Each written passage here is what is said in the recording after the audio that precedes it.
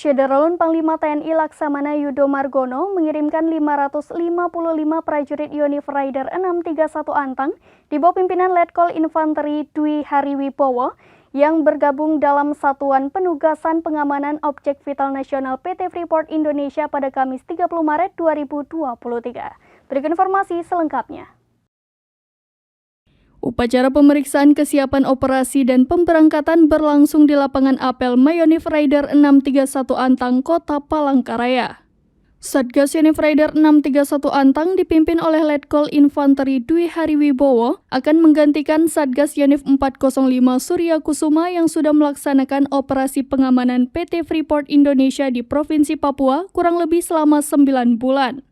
Dalam amanatnya, Yudo mengatakan PT Freeport Indonesia telah ditetapkan sebagai objek vital nasional yang wajib dilindungi. Perusahaan tersebut, kata Yudo, memiliki nilai strategis karena menyangkut hajat hidup orang banyak dan merupakan sumber pendapatan negara.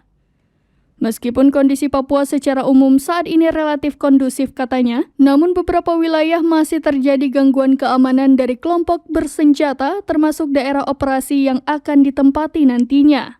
Untuk itu katanya seluruh personil yang tergabung dalam Satgas agar melaksanakan amanah dengan sebaik-baiknya karena selama 9 bulan penugasan bukanlah tanggung jawab yang ringan.